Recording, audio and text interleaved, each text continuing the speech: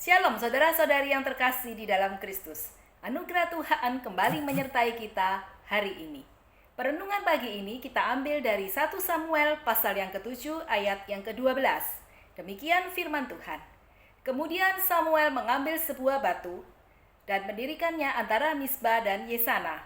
Ia menamainya Ebenezer yang katanya, sampai di sini Tuhan menolong kita.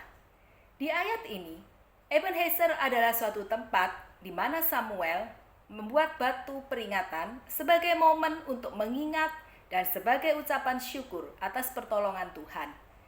Batu ini dibuat agar bangsa Israel terus mengingat akan kebaikan dan pertolongan Tuhan yang sudah mereka alami saat itu, di mana bangsa Israel mengalami kemenangan melawan bangsa Filistin. Mengapa bangsa Israel mengalami kemenangan dan pertolongan Tuhan? Dalam bacaan 1 Samuel pasal yang ke-7 ini, kita lihat ada beberapa hal yang melatar belakanginya. Yang pertama, di dalam 1 Samuel 7 ayat yang ketiga, bangsa Israel bertobat, meninggalkan dosa mereka. Karena sebelumnya bangsa Israel menyembah ilah-ilah lain dan Asitoret, yang tentunya membuat murka Tuhan. Yang kedua, 1 Samuel 7 ayat yang keempat, bangsa Israel berbalik dan beribadah kepada Tuhan Allah yang benar.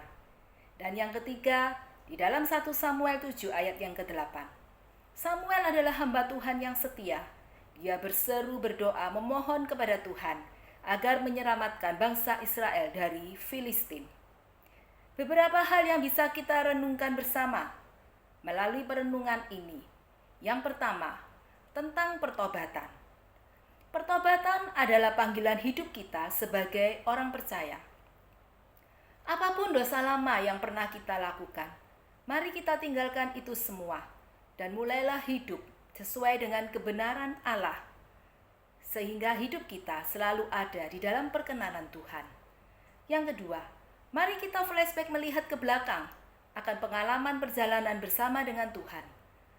Pengalaman berjalan bersama Tuhan di hari-hari yang kemarin hendaklah menjadi pengharapan kita akan pertolongan dan pemeliharaannya di masa yang akan datang. Di tengah pandemi yang sulit ini, bukankah semua karena pertolongan dan pemeliharaan Tuhan, jikalau kita masih bisa melewatinya sampai hari ini? Mari kita tetap kuat menjalani hidup ini, sekalipun tantangan dan pergumulan tetap ada di depan kita. Tetapi ingatlah selalu akan batu-batu peringatan yang Tuhan sudah lakukan dalam hidup kita, sehingga kita tidak lagi gentar untuk melewati hari-hari kita. Allah satu-satunya penolong dan pemelihara hidup kita, yang selalu meletakkan batu-batu penolong bagi kita. Karena Ebenezer bukan hanya sekali saja, tetapi terus ada. Dari Ebenezer yang satu berlanjut ke Ebenezer yang berikutnya. Kiranya perenungan ini boleh menguatkan kita semua. Ebenezer, Tuhan menyertai kita, mengawali aktivitas kita sepanjang minggu ini. Tuhan Yesus memberkati kita semua.